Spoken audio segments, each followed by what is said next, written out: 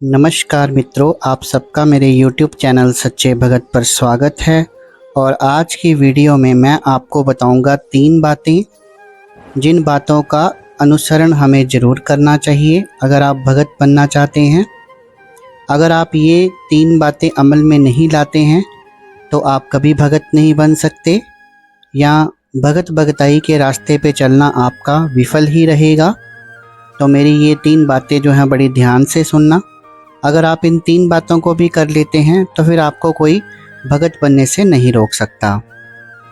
इससे पहले कि उन 3 बातों को मैं आपको बताऊं, मेरा आप सबसे आग्रह है, जो भी मेरे इस YouTube चैनल सच्चे भगत पर पहली बार आया है और पहली बार वीडियो देख रहा है, वो कृपया करके चैनल को सब्सक्राइब कर दे, बेल आइकन को प्रेस कर दे और वीडियो अच्छी लगे तो उसे लाइक भी कर दे और शेयर भी कर दे। ऐसा मैं इसलिए कह रहा हूँ ताकि जो आगे मेरी वीडियोस आएंगी उनका नोटिफिकेशन आप तक पहुंचता रहे और भक्त भक्ताई की, तंत्र मंत्र की जानकारी, अध्यात्म की जानकारी जो है वो आपको मिलती रहे। तो चलिए दोस्तों, शुरू कर लेते हैं। तो सबसे पहले ये जान लेते हैं कि भगत क्यों बनना है। तो इसके कई कारण होते हैं। जैसे कई बार हमारे परिवार में ही कोई भगत होता है। मान लीजिए हमारा कोई ताऊ है, हमारा दादा है या हमारे पिता ही भगत हैं, तो उनसे इंस्पायर्ड होके भी कई बार किसी के मन में आ जाता है कि मैं भी भगत बनूं और लोगों की सेवा करूं। क्योंकि बचपन से देखा होता है कि घर में बहुत सारे लोग आते हैं जो अपनी समस्याओं को लेकर आते हैं और कईयों ने अपना भूत भविष्य वर्तमान जानना होता है, कईयों ने अपने घर के कुल के देवी देवताओं के बारे में जानना होता है और कईयों को ऊपरी हवा होती है, नेगेटिविटी होती है, उसकी जांच करवानी होती है। तो बहुत सारे लोग, अगर किसी के घर में पहले भगत था तो वो आते हैं इलाज करवाने के लिए। तो बचपन से जो व्यक्ति उसको देख रहा हो उसके मन में कई बार ये इच्छा जागृत हो जाती है कि जैसे मेरा दादा ये काम कर रहा है समाज कल्याण का, वैसे ही मैं भी करूं। एक कारण तो ये होता है। कई बार क्या होता है कि हमारे पूर्व जन्म जो होते हैं, पूर्व जन्मों में कई बार हमने बहुत भक्ति की होती है, तो थोड़े से पूजा पाठ से ही क्या होता है कि हमें जो पिछले जन्म की सिद्धियां होती हैं जिनसे हम अवगत नहीं हैं, वो अगले जन्म में भी प्राप्त हो जाती हैं। तो ये भी एक बहुत बड़ा कारण होता है भक्ताई की लाइन में जाने का। और एक आजकल बहुत बड़ा कारण देखा जा रहा है दोस्तों कि होता क्या है कि आपके ऊपर कोई जादू टोना कर देता है, यानी कि आपके घर में नेगेटिविटी लगा देता है, ऊपरी हवा लगा देता है, भूत प्रेत लगा देता है। तो जीवन जो है बहुत अस्त व्यस्त हो जाता है, हमारा कारोबार ठप हो जाता है, परिवार में जो है वो कलह कलेश जो है वो बढ़ जाता है। हो सकता है नाना प्रकार की बीमारियां आपको घेर लें। और मूल उद्देश्य उन लोगों को होता है कि जहाँ तो आप में से कोई किसी की मृत्यु हो जाए या फिर आपका जो जीवन स्तर है वो बहुत नीचे गिर जाए। क्योंकि लोग जो हैं, ये संसार कहते हैं ना बहुत बुरा है, तो आपके बारे में कोई अच्छा सोचे ना सोचे, आपकी मदद करे ना करे और आपके बारे में अच्छा सोचे ना सोचे, लेकिन बुरा जो है वो व्यक्ति पहले सोचते हैं।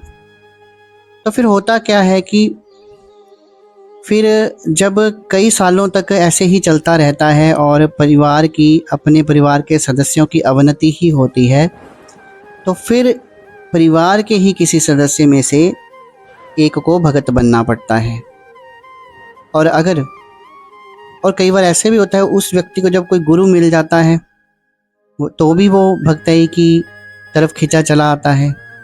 लेकिन इसमें ज़रूरी है कि उसे एक अच्छे गुरु का निर्देश मिले और उसे देवी देवता की सिद्धि प्राप्त हो, ताकि वो अपना कल्याण तो करे ही, साथ में अपने खानदान का कल्याण भी करे या अपने सगे संबंधियों का कल्याण भी करे। तो ये भी बहुत बड़ा कारण देखा गया है। और मित्रों, ऐसे तो बहुत सारे कारण हैं, लेकिन ये कुछ मेन कारण थे जो मैंने आपको बताए कि जो व्यक्ति को बाध्य करते हैं। कई बार लोग किसी और प्रोफेशन में होते हैं लेकिन फिर भी वो इस लाइन में आ जाते हैं। तो अगर ये तो हो गया कि हम भक्त क्यों बनना चाहते हैं या इस लाइन में हम कैसे आ जाते हैं। अब ये है कि वो 3 बातें भक्त बनने से पहले जो हमें ध्यान में रखनी है, उसमें सबसे पहली बात है कि अपने कुल देवी देवताओं को हमें मनाना होता है। जो भी कुल के देवी देवता हैं, अगर आप उनको नहीं मनाते हैं तो आपके पूजा पाठ का नेगेटिव प्रभाव ही होगा। आप भक्त भक्ताई की लाइन में आगे नहीं बढ़ सकते, आप एक सक्षम भगत नहीं बन सकते और ना ही किसी की भलाई कर सकते हैं।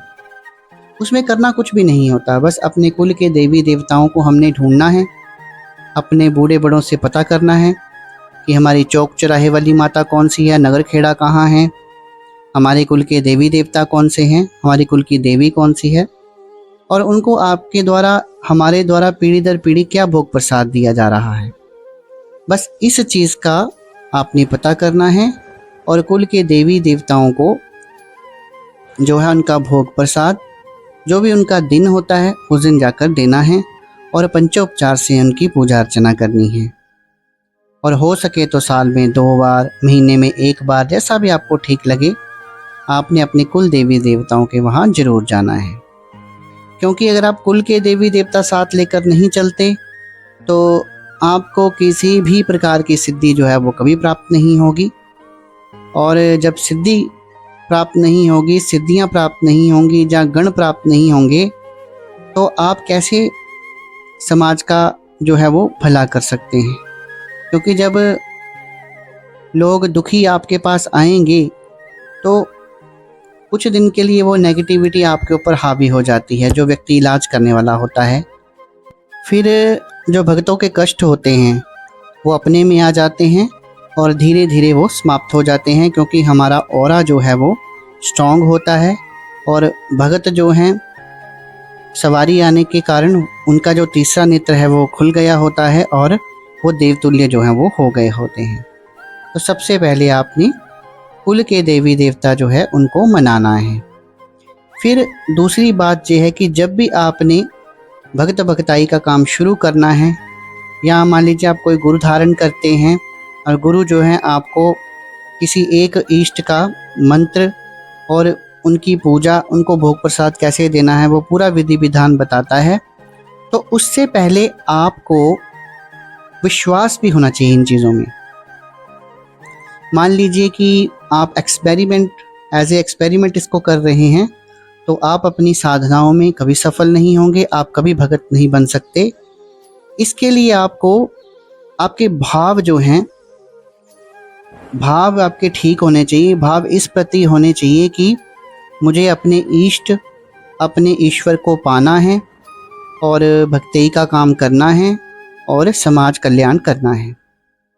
ये कभी नहीं सोचना कि ठीक है मैंने गद्दी लगा ली है, गुरु ने निर्देश दे दिया तो मेरे पास लोग आने चाहिए। नहीं, आपका ध्यान ईश्वर भक्ति में होना चाहिए। जो लोग दुखी हैं वो ईश्वर स्वयं ही आपकी गद्दी के ऊपर पता नहीं कहाँ कहाँ से पहुँचा देंगे, आपको तो पता भी नहीं लगेगा। आपने सिर्फ अपना जो नियम है वो करते रहना है। और जो तीसरी बात मैं आपको बताने जा रहा हूँ, सबसे मेन बात जो है कि जहाँ पर आपका मंदिर है, जहाँ आप गद्दी लगाएंगे या जहाँ पर आप लोगों का समाज कल्याण करेंगे, वो जगह जो है वो जागृत होनी चाहिए। अब जगह कैसे जागृत होगी? इसमें सबसे पहले आपका आसन जो है वो जागृत होता है, और आसन आपने उसी कमरे में रखा होता है, क्योंकि मैंने एक वीडियो में बताया भी था कि अपना आसन नहीं हिलाना है। पूजा के कमरे में जहाँ पर आपका आसन है वहीं रहना चाहिए। अगर साफ़ सफाई करनी भी है तो आप स्वयं अपने हाथों से उठाकर वहाँ पर साफ़ सफाई कीजिए और उसके बाद में दोबारा वहीं पर उसको विराजमान करना है। और कोशिश ये करनी है कि ज़्यादा आसन को आपने हिलाना नहीं है। तो सबसे पहले आसन सिद्ध होता है जब हम गुरु द्वारा बताए गए मंत्रों का जाप करते हैं किसी भी माला के ऊपर, चाहे वो रुद्राक्ष की है, चाहे हकीक की है, चाहे वो चंदन की माला है, चाहे वो रक्त चंदन की है। तो जैसे जैसे आप मालाएं फेरते जाएंगे दिन प्रतिदिन, होता क्या है दोस्तों कि आपकी माला भी सिद्ध हो जाती है। अब माला कैसे सिद्ध होती है? क्योंकि जो मंत्र है वही ईश्वर है, वही हमारे इष्ट हैं। तो जब आप मंत्रों का जाप करोगे तो मंत्रों की एनर्जी जो है वो माला के अंदर जाती है और वो देवी देवता और उनके गण जो हैं उस माला के ऊपर विराजमान हो जाते हैं। और कई लोग तो माला से ही पूछा दे देते हैं किसी के घर की, क्योंकि माला उनकी जो है वो सिद्ध हो जाती है और उनको जवाब देती है हर प्रश्न के। चाहे किसी का भूत वर्तमान भविष्य का प्रश्न है, चाहे उसका कोई निजी प्रश्न है, तो वो माला ही जवाब देती है। लेकिन जिस तरह से वो जवाब देती है उसे हमें समझना होता है, क्योंकि ईश्वर हमारे से संपर्क करने की कोशिश करते हैं लेकिन वो सीधे बात नहीं करते। ईश्वर से सीधा बात करने के लिए फिर लेवल बहुत हाई होना चाहिए, जिसमें काफ़ी वर्ष लग जाते हैं। तो जब माला सिद्ध होती है तो माला ही पूछा देना शुरू कर देती है। फिर धीरे धीरे जब आपका आसन और माला जो सिद्ध हो जाते हैं, उसके बाद में आपका स्थान सिद्ध होना शुरू हो जाता है। अब मैं थोड़ा सा इसके बारे में बताऊंगा कि स्थान कैसे सिद्ध होता है। जब भी आप बैठकर अपने इष्ट के स्रोत का पाठ करते हैं, उनकी किसी चालीसा का पाठ करते हैं, कई लोग 3 बार 7 बार 9 बार, पर देवियों के जो भी स्रोत हैं उनका 9 बार पाठ किया जाता है डेली, और फिर उनके मंत्रों का जाप करते हैं। तो होता क्या है कि वो स्थान जब सिद्ध होने लगता है, जब सिद्ध हो जाता है, पवित्र हो जाता है, तो वहाँ पे उस देवी या देवता के गण जो हैं, जब आप पाठ करने बैठते हैं तो वो भी बैठ जाते हैं और वो भी आपके साथ पूजा पाठ जैसे आप करते हैं वो भी माता की पूजा पाठ जो है वो करना शुरू कर देते हैं।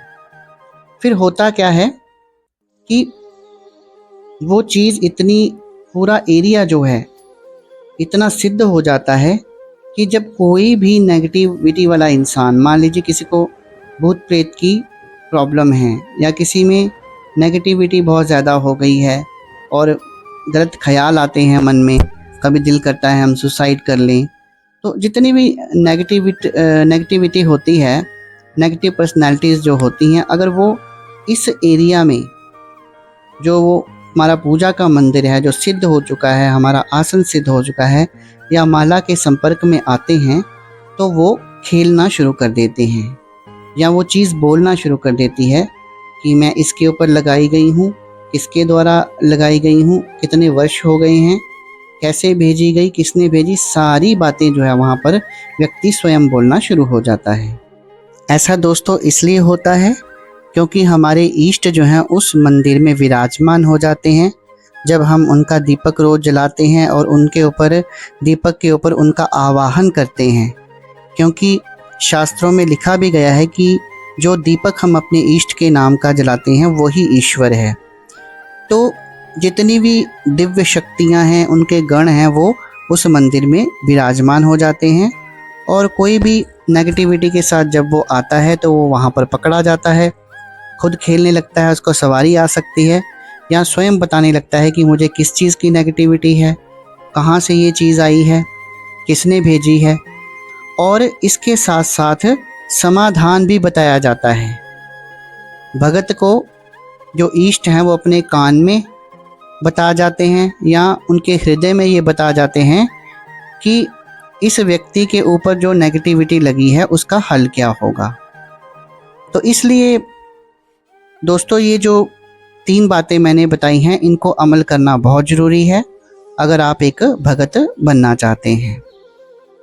तो आशा करता हूँ कि जो जानकारी आज मैंने दी वो जानकारी आपको अवश्य अच्छी लगी होगी। जानकारी अच्छी लगी हो तो वीडियो को लाइक कर दें, शेयर कर दें, चैनल को सब्सक्राइब कर दें और बेल आइकन को प्रेस कर दें ताकि आगे जो मैं वीडियोस बनाऊंगा उनका नोटिफिकेशन आप तक पहुंचता रहे।